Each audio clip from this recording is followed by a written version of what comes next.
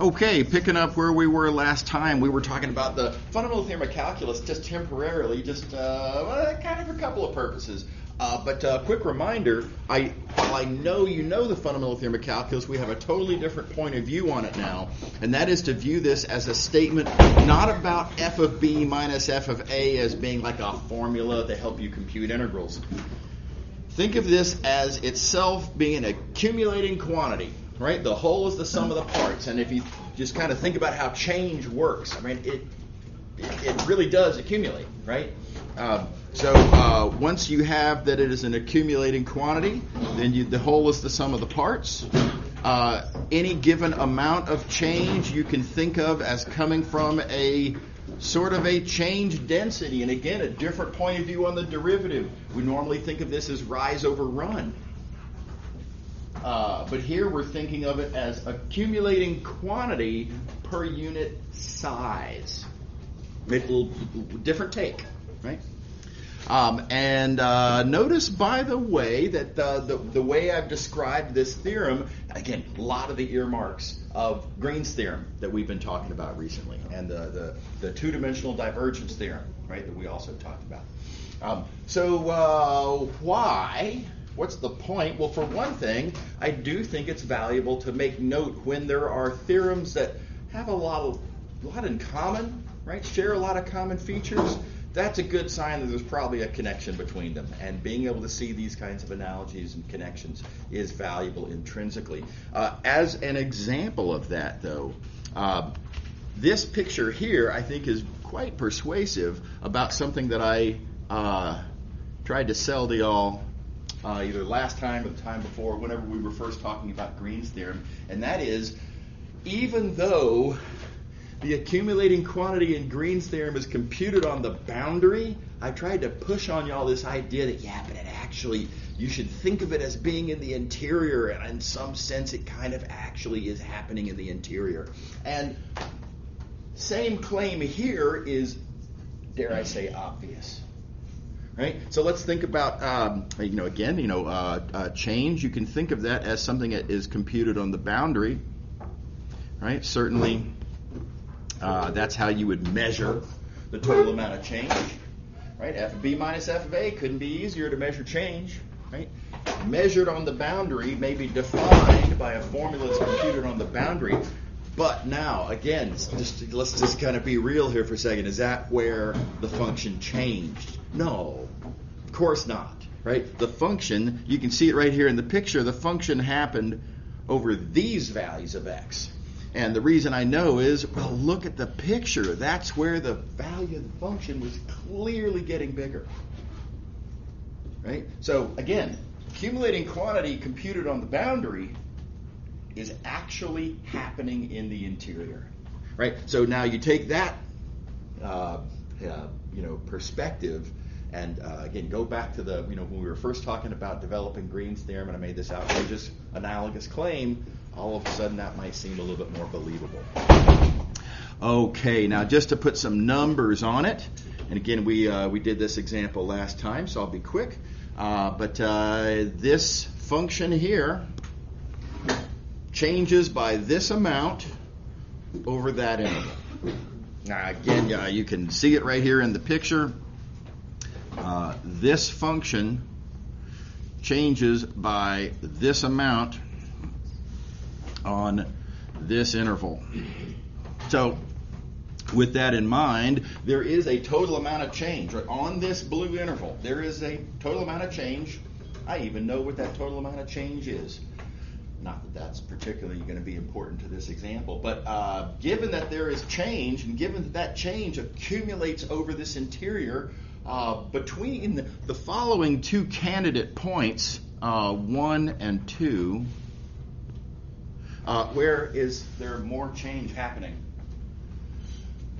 Well, again, it's perfectly obvious. Look at the picture. It's steeper here. There's more change happening here. Well, of course, right? But we can quantify that, you'll notice. You can quantify the fact that it is steeper here than it is there by looking at the derivative. And that, again, is a measure of steepness. But saying it in the language that I'm trying to push, there's more change density here than there is there. Again, numerically, thinking of the derivative as being change density. There's more change density here when x equals 2 than there is here when x equals 1. Okay. All right.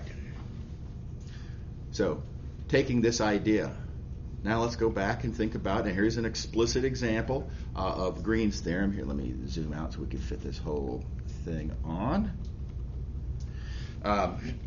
So here is a picture of an example where I might apply Green's theorem. I have a two-dimensional region in the plane, and I have a boundary curve over which I might want to compute circulation. So again, keep in mind there's rules about when you compute circulation over a boundary, boundaries being oriented counterclockwise, line integrals and all that.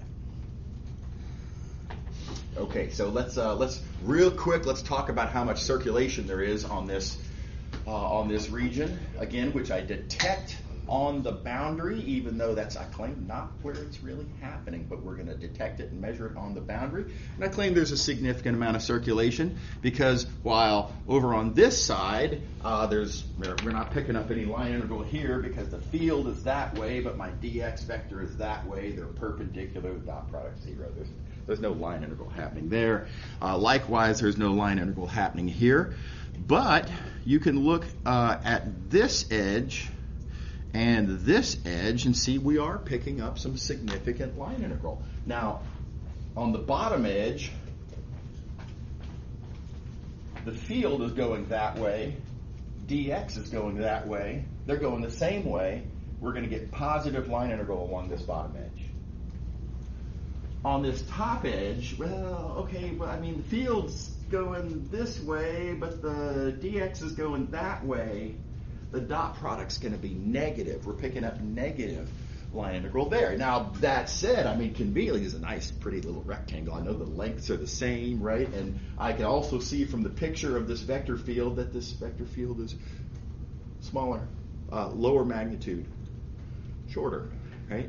Over here on the top piece, longer on the bottom piece. So yeah, this is negative, yeah, this is positive, but the bottom piece is going to be more substantial. So there's more positive and less negative. So grand total, we have a positive amount of circulation here. Is everybody good? So where is this circulation happening? Again, I remind you, when you have an accumulating quantity, just because you measure it on the boundary, that doesn't really mean that's where it's actually happening, right? So I claim that there's a reasonable point of view that the circulation is happening in what I'm going to call the gray subset of the interior there. And the reason why, let's take a look at let's imagine a little leaf right here. Right, little leaf, and how is that going to be rotating as the water pushes it along? Of course, the water is going to be pushing it to the right, and that's fine. But notice it's going to be pushing it across its top edge, turning it clockwise, and across its bottom edge, pushing it counterclockwise. Same amount. So you wouldn't expect this leaf to have any sort of twisting to it as it goes downstream. So there's no circulation happening there. And if we were to write down a formula for this vector field and compute Green's operator right here where this orange leaf is, Green's operator would be 0. Green's operator indicating then algebraically, numerically, that there is no circulation happening there, just like we see from the picture. Now I can take this leaf and move it down to here. Now, is there any circulation happening there? Well, again, no. It's being pushed on both sides. Same linear direction, which means opposite kind of rotational direction. So again, there's really no rotation happening there. But if I put it here, again, just see right here from the picture, it's going to be pushed to some extent clockwise by the water flowing across this top edge. But it's going to be pushed harder counterclockwise as you see across the bottom edge down here. Does that make sense to everybody? Everybody happy? Okay. All right. Everybody good? Okay. So where's this circulation happening? Again, we measured circulation around the boundary. That means that grand total is a certain amount of circulation. Well, it's not happening up here, and it's not happening down here. It's happening in the interior. And if you were to write down a formula for this vector field, in this gray region, what you find is that the value of Green's operator here would be positive. And that's the indicator. The fact that Green's operator is positive is the indication that, there is counterclockwise circulation happening in this region. Everybody buy it? So just like with the fundamental theorem of calculus, in the way that the density points and tells you where change is happening and where change isn't happening, that you can even kind of see in the picture. Likewise, in Green's theorem, the density, now circulation density instead of change density, but the circulation density is telling you where that circulation that you measure on the boundary, where is that actually coming from? Okay. All right. So let's talk about the two-dimensional divergence theorem. Right? So again, it's a different theorem, but it has, again, a lot of these same sort of structural earmarks. It's about an accumulating quantity. The whole is the sum of the parts. There's an associated density. Right? Structurally, just like these other theorems. Now, divergence being our density, right? Telling us presumably where the accumulated quantity is actually happening. So again, you can think about this boundary of this rectangle oriented again as boundaries are supposed to be oriented, just following the rules, right? Outward, away from the interior, and let's see here. So how much grand total flux would we have? Well, none on the bottom, none on the top. Small negative amount on the left side, larger positive amount on the right side. Right? So we've got a positive amount of flux. Where is that flux coming from? Well, let's think about some little region along in here. All right, what's the total boundary flux on this region? Well, look, the vector field's constant along in here, locally constant. So any flow that goes in just goes right back out, the same amount, right? So there's no flux happening on this little green region here. And likewise, nothing here, nothing there, nothing there, nothing there, nothing there. Now, there's more flowing in, balanced by more flowing out, still balanced, right? There's still no net flow inward in this green region here, or here, or here, or here, or there. But in here, yes, there's still some flow in. Yes, there's still some flow out, but you just notice there's more flowing out than there is flowing in.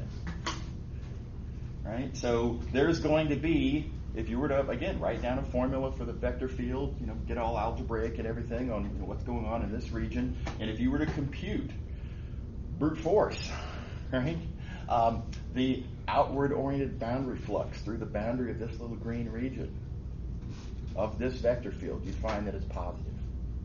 You would also find that, again, for this vector field, write down a formula and all, if you were to compute the divergence at this location, positive. Okay, so again, divergence, the associated density, right? The integrand of our integral is telling you where your accumulating quantity is happening directly. So it's a pretty neat point of view. Here's an algebraic version of it. So I've got a vector field here. Now I've got an explicit formula. This is algebraic, not geometric. Right? But there is an explicit formula for a vector field, and I'm going to think about a particular rectangle. This is a rectangle reminder of this notation. This means that the sort of the x shadow of this rectangle goes from 0 to 5, and the y shadow of this rectangle goes from 1 to 6. So rectangle, I can compute, for example, the flux through that boundary. I can compute the circulation around that boundary. We get some values, right? So for each of those questions, though, I can then ask, well, is there more circulation happening at this point or this point? Which one is contributing the most to the circulation? And to answer that question, well, you want to know about where there's more circulation happening? Look at the circulation density. Circulation density is Green's operator. You totally compute it with our little formula, standard formula for Green's operator. And then just plug in the 2 points in question and see where it's the biggest. And it's the biggest, let's see here, it is the biggest there. So whatever is going on with this vector field, and by the way, this is a pretty hard vector field to visualize, right? Don't try to draw a picture like we did on the previous page. This is a weird looking vector field. And flow is going around in all sorts of weird and swirly kinds of ways. But whatever it is that's going on with that vector field, the circulation density is greater at 2, 4 than it is at 3, 3. So more of the circulation is coming from 2, 4 than is coming from 3, 3. Is everybody all right? All right. Okie dokie. Likewise for divergence. So again, if you're interested in flux, look at flux density. And again, you take the 2 points, compute, see where it's bigger. In this case, between these 2 points, plugging into divergence, we see that the divergence is greater here. And so all sorts of wacky stuff happening with this vector field, and it's just going all over every which way. There is more divergence happening at 3, 3 than there is happening at 2, 4. Okay. All right. So I am just a huge fan of this analogy here with the single variable fundamental theorem of calculus. A lot of potential benefit because of the fact that the single variable fundamental theorem of calculus is something we can visualize. I can draw a graph. Right? This tells me everything that there is to know about the function. Everything that I want to understand, I can see it in this picture. When you're trying to understand what's going on with Green's theorem, there's this, let's see here. This is not a graph. This is some sort of a representation of the vector field as a function, but don't forget this vector field has 2 input variables and 2 output variables. If you were to really, truly represent somehow everything going on with the vector field, it'd be a 4-dimensional picture that's inaccessible. Don't even try, right? So it's much harder to visualize there. And so relying on the simpler picture for analogies can be helpful, very helpful guide in trying to figure out what geometric intuition should you be looking for here in understanding Green's theorem or the 2-dimensional divergence theorem. Okay, let's move it along. We're going to go to 6.3 now. We're now done with 6.2. So conservative vector fields. This is another example of, I feel like an unnecessary introduction of terminology. This is what we're talking about right here. You may recall I made the modest proposal some time ago, chapter 3 I think it was, that this vector field is a gradient. We should just call it a gradient. Why not just leave it at that? And this function, it's the anti-gradient of that gradient. Again, very natural terminology. Why don't we just leave it at that, right? And yet, in other contexts, largely physics, and again with natural, reasonable, somewhat reasonable perspectives, in physics context, this gets referred to as the potential function instead of anti-gradient. Okay, whatever. Likewise here, now this vector field, it's the gradient. You can see it right here in the equation. F is the gradient. Straight English translation of the equation we're talking about. And yet, very often, this is not called a gradient, it's called a conservative vector field. Now again, there's a good physics reason for this. The fact that this vector field is a gradient allows for certain conclusions to be drawn that allow for the observation of the conservation of energy. Right? And time permitting, some days later on from now, I'll talk more explicitly about how that works. We don't really quite have the tools yet. We're getting close. But anyway, so to me, it's just, again, why not just easy, obvious terminology is my preference. Okay, that said, if we have a gradient, and again, I'm going to heavily rely on gradient and anti-gradient, and y'all have to be prepared in your engineering and physics classes to be prepared to hear instead conservative and potential function. All right, so a new theorem. This is called the fundamental theorem of line integrals. You will, at a glance to the punchline, recognize that this is really, really familiar looking, right? Doesn't that look just like the fundamental theorem of calculus? Thus the name, by the way. But let's state the theorem. If you have a gradient field, let's see, I'll use green for gradient. If you have a gradient field, and if you have a curve that starts at one point and ends at another point, starts at A, ends at B, and if you are interested in computing this vector line integral, now I emphasize this is not just any old random vector line integral off the street. This is specifically a vector line integral of a gradient. It's got to be a gradient. Very important asterisk. Right? This is only for gradients. But that said, if you want to compute a vector line integral of a gradient, then cool, we have this handy dandy formula, f of b minus f of a, just like the fundamental theorem of calculus. Totally awesome. Everybody happy?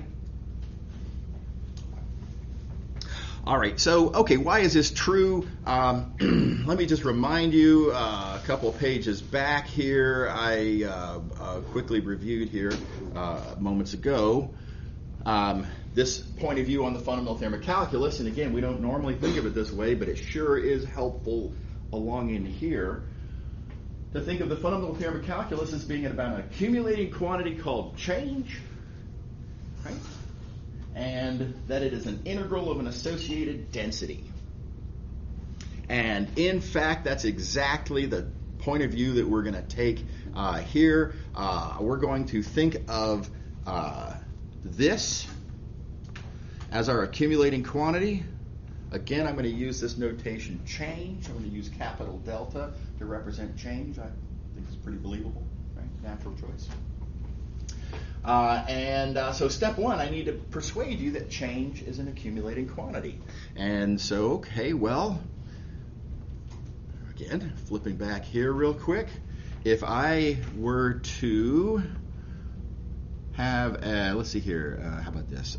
If I were to look at the whole interval and look at how much the function changes, how much change is there on that whole interval? Now, if I were to break this interval up into pieces, and let's talk about over this piece, well, it looks like there's about that much change on that piece. And then on this piece, looks like there's about that much change. And notice the whole is the sum of the parts. When it comes to this, I claim accumulating quantity called change, the total change in purple is the sum of, well, how much did it change on the green region and how much did it change on the blue region? Everybody, that makes sense? Okay, well, the same thing holds if you're moving along a curve instead of an interval. Here we have a one-dimensional interval along pieces of which we can talk about change and how those add up. Well, same deal here. If I look at some curve, specifically look at the whole curve, there's a certain amount of change. Now you can write down the formula, f of b minus f of a, applied to that picture, if you want. But I think it's a pretty believable pitch, and this is my favorite little metaphor right here. Think about the curve as being a road that you're driving along, and think about the quantity whose change you're interested in as just being altitude. Right? So if you drive along this purple road, your altitude changes by a certain amount. True. Furthermore, on the first half of your trip, your altitude changed by some amount, and then on the second half of your drive, your altitude changed by another amount. The two smaller amounts adding up, of course, to your total change, right? If you take a drive in the woods and for the first part of your trip you gain 150 feet, second part you gain 200 feet, no surprise, your grand total altitude change is 150 plus 200. Okay. All right. So again, now you can write down the algebra if you like. The whole change is the sum of the individual pieces of change. All right. So again, now on curves instead of intervals, change is an accumulating quantity. Okay, so now let's talk about change density. Change density is actually a familiar flashback. Let's see here. Zoomed in too much. Here we go. Y'all remember this formula. Now I've written it slightly differently than I did back in chapter 2. But if you want to know how much change there is in the output, given a certain amount of displacement in the input, dot product with the gradient. Right? We're talking about a real valued function here. So we don't need to bother with a derivative matrix being real valued. It's equivalent to a dot product with the gradient. Flashbacks, chapter 2, right? Exam 1. Oh, I forgot to mention. I'm sorry. I am 3 out of 5 questions in on the grading of the exam. I'm going, fingers crossed. I can't quite promise, but as my sincere goal to finish the grading this weekend. And so I'll get your scores to you as soon as possible. Back to chapter 2. Dot product with the gradient is what turns an input displacement into how much did the function change. Old news. And then I'm going to rewrite that just a little bit, keeping in mind that dx is TDS. Rewrite it like so. And now I'm going to look at this resulting equation. And now I have, looking right at me, accumulating quantity per unit size. Right, and that's what we call a density. Density is whatever the nature of your circumstance, whether you're looking at mass or population or whatever, who cares? Whatever your accumulating quantity is, how much of that is there per unit size in your domain? That's what we call a density. And so as a result, this expression gradient dot t is our density. Everybody with me? Yeah. What's t? T is the unit tangent vector. So, as you move along the curve, it's the unit vector pointing in the same direction as the velocity. So you can take this idea of this being the density, and you can take pretty literally this light blue equation that I've got here. Just kind of plug it in like this, right? And notice I've taken advantage of the fact that change is an accumulating quantity. Change accumulates in particular over curves. So the whole is the sum of the parts. And we've got ourselves a theorem. So f of b minus f of a is, and I've got it written in an unfamiliar notation, but the vector line integral of the gradient.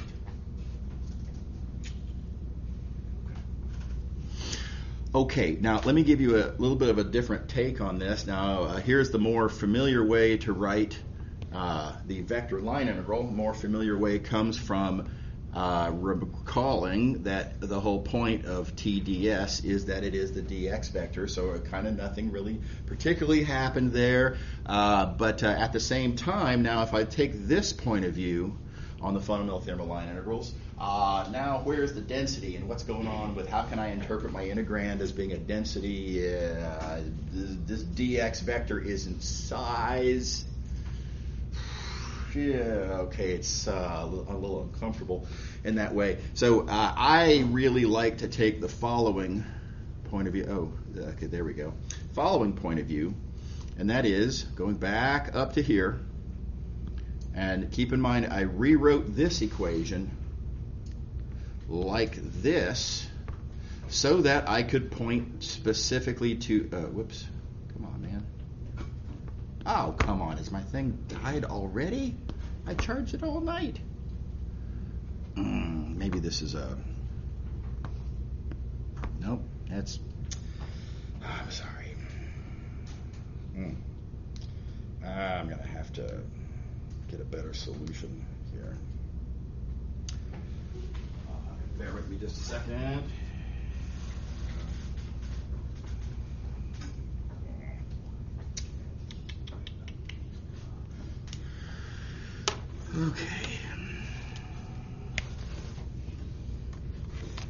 Okay, so, sorry, let me rewind a little bit.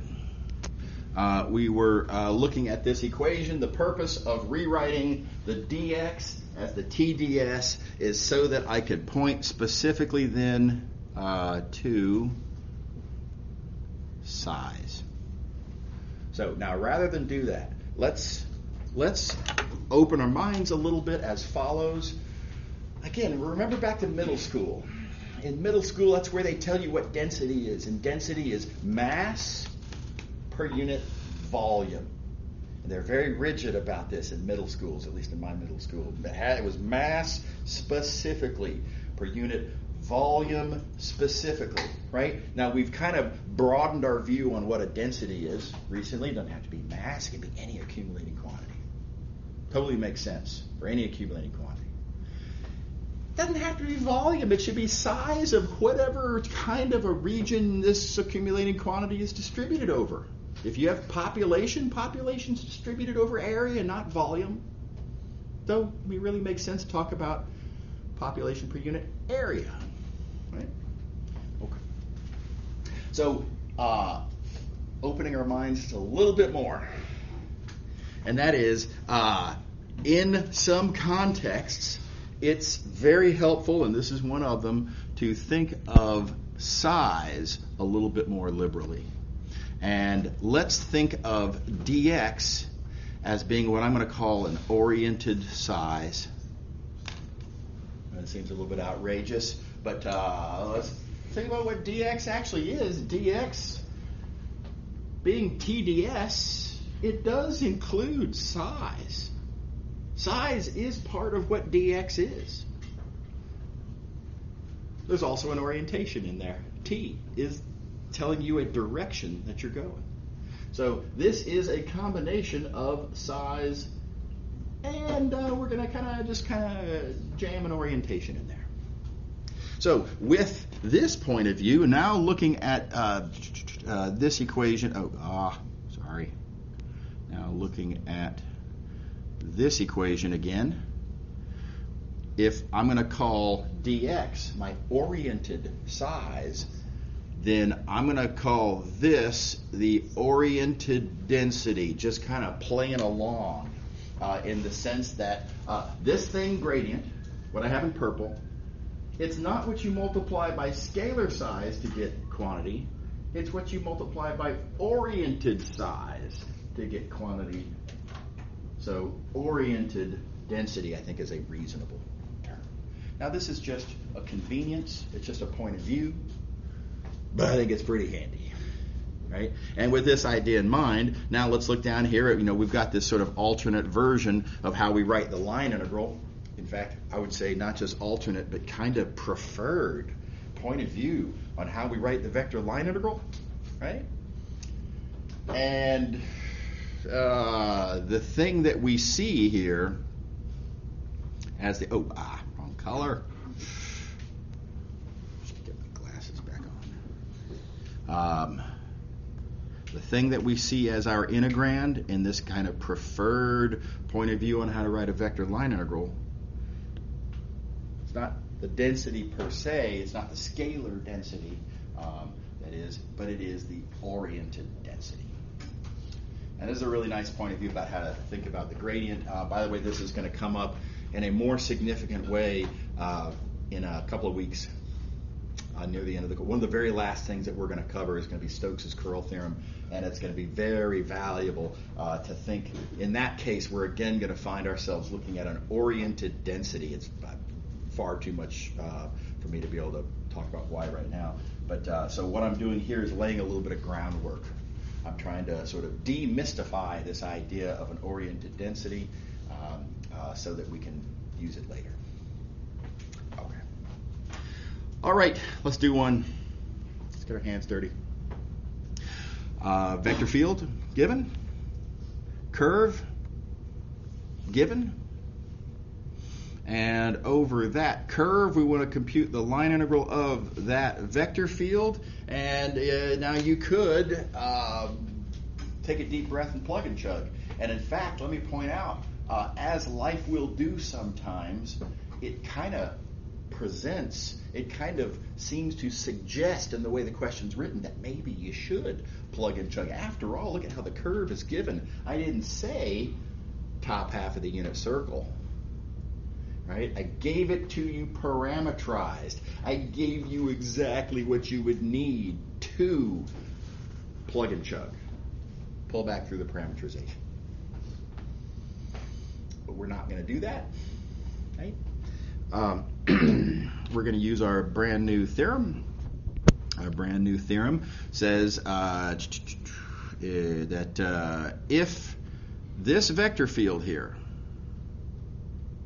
if that vector field is a gradient, I can use fundamental theorem of line integrals. Now, again, reminder, this is the sticky wicket with the fundamental theorem of line integrals. The fundamental theorem of line integrals only allows you to compute vector field line integrals of vector fields if they are gradients. Very particular. So, is this vector field a gradient? Why, yes, it is. Check it out. Boom. Right? You can check you can plug it in and just directly confirm I'm the gradient of this thing. Compute the appropriate partials. Boom. F. F is a gradient. Furthermore, not only is f a gradient, I can see right here in this expression my antigradient. There it is. And the fundamental theorem of line integrals says, as you see right here, that the line integral is then basically plug into the antigradient. We're going to have f of b minus f of a. We've got our f.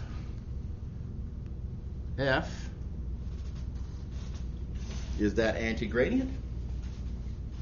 I got to think about the a and the b, and that's a little bit of plugging in. Let's see here. I do have a little bit of a mess going here. Let me get rid of that part. There. What are my a and my b? Well, my curve starts when t is equal to 0. Where the curve is at the point 1, 0. That's just plug it in. Right? The curve ends where t is equal to pi. You plug that in. It ends at negative 1, 0. And it's all arithmetic at this point. So there's your A, there's your B. You plug them in the appropriate places. Make sure to plug them in the right order. Don't accidentally do f of A minus f of B. It's importantly wrong. Right? That's an orientation error, not a sign error. That's a significant point, directly relevant to the important content of the course. Right? So again, be really, really careful about getting those straight. That said, arithmetic f of b minus f of a turns out to be 0, and we're done. Yep. Wouldn't it still just lead to the negative version? Yeah, again, so don't think about answers, think about reasoning, right? So if on this question, if you write down f of a minus f of b, your reasoning is wrong. Coincidentally, you happen to get numerically the right answer. Again, that is not what this course is about. Does that make sense? Yeah. Yeah. No, I know where you're coming from, right? It feels like, but it didn't matter. It didn't matter to the answer. It does matter to the reason. Yeah. Everybody comfortable with that take? All right. Okay. Very nice trick. Think back to when we were first doing vector line integrals. Wouldn't it have been nice to be able to pull this trick a few times instead of having to plug in sines and cosines and having to deal with integrals involving cosine cubed and sine to the 7th, and there's some weird integrals around, and we just bypassed all of that. Notice there's trig in our curve. That means there's going to be trig in our dx. There's going to be cubic level trig in our vector field. There's a lot of trig in this integral. Look at our solution, no trig. It's pretty powerful. Okay. All right. Okay, let's see here. Moving along. So we're going to talk about a characteristic of certain special vector fields called path independence. It's mysterious in some sense. Seems almost impossible in some sense. So let me start off with what I'm going to call a seemingly obvious statement that if I'm interested in an integral,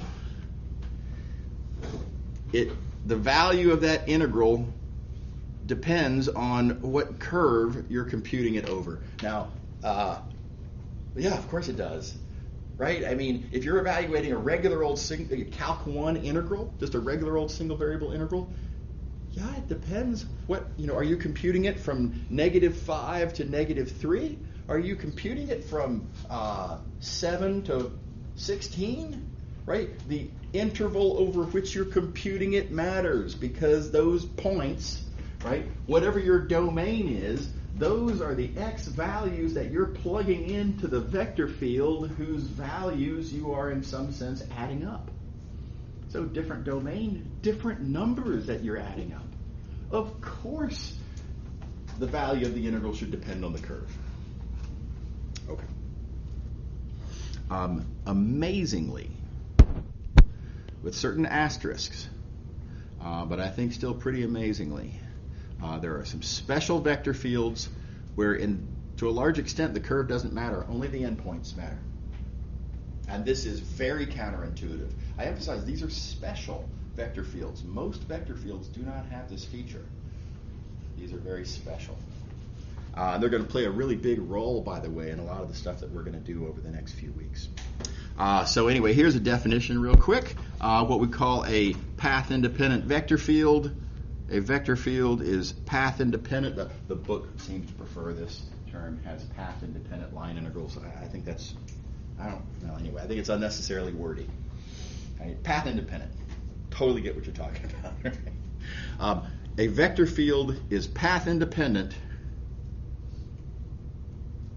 if, when you're looking at line integrals of it, when you're looking at vector line integrals of that path-independent vector field, doesn't matter what curve you pick, right? C1, C2, whatever, as long as they share the same starting point and the same ending point. Is that cool?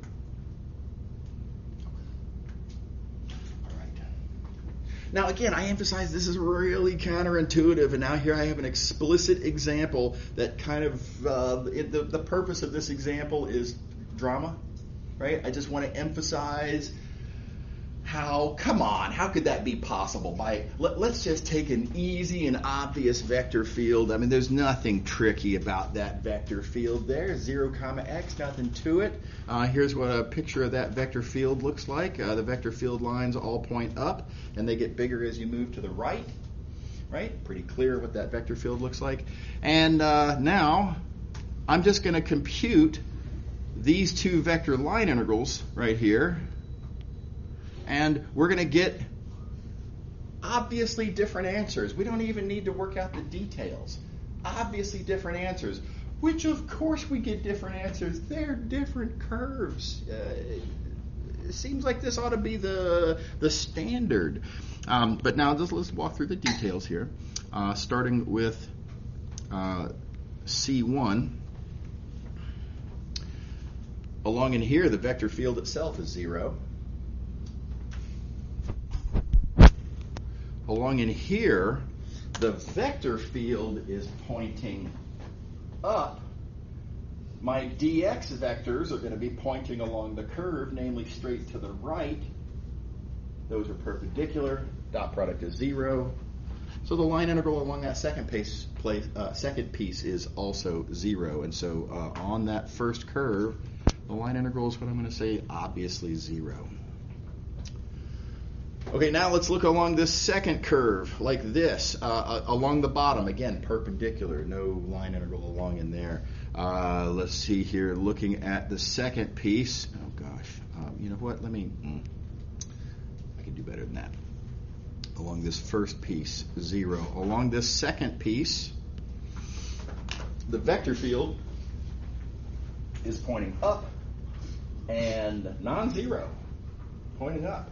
The dx vectors pointing along the curve, also up, same direction, positive dot product. Along that second part of the curve, that line integral is going to be clearly positive. So again, this whole business about there being vector fields that are path independent, I hope this makes it clear how counterintuitive that should be. It's just, how could that be possible? Obviously, where you move the curve matters, right? You're obviously going to get different answers in different directions. So here's how path independence actually works. Let's think about this picture right here.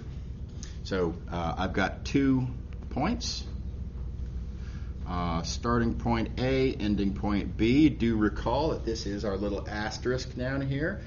We do need for the starting and ending points to be the same. And with that established, we have 2 starting and ending points. They're the same. And now imagine that I have one curve and another curve. And I look at the corresponding integrals. There's the integral along C1. Here's the integral along C2. And again, our sort of quick intuition comparing these integrals. Why would you expect these integrals to be the same? They're computed over almost exclusively different points, other than the one starting point and the one ending point. Okay. Suppose now, though, that our vector field is a gradient. Let's just say, what would happen if our vector field were a gradient? How would that change the game if our vector field is a gradient? Well, it changes the game pretty big. Because if you're looking at any old random vector line integral off the street, then you've got no moves, right? But if you're looking at a vector line integral of a gradient, we've got ourselves a fundamental theorem of line integrals. The fundamental theorem of line integrals allows me to compute our blue integral like that. It's f of b minus f of a. Now let's look at the green integral. The green integral, again, is this a random line integral off the street? No, this is a special line integral. This is a vector line integral of a gradient. Again, fundamental theorem of line integrals allows me to compute that. Again, f of b minus f of a. And these 2 curves have the same starting point A. They have the same ending point B. So they have the same f of b minus f of a. And so, because of the, let's see here. Hang on. Because being a gradient allows me to show that these are equal and that these are equal, then transitively it follows that those are equal. So this works for every continuous, there's a regularity concern that I don't want to have to worry about, but for every continuous gradient vector field, it's path independent. So path independence is a real thing, despite what it kind of feels like it shouldn't be. Path independence is a real thing. Okay, sorry we're out of time. See y'all later. Have a great weekend. See you on Monday.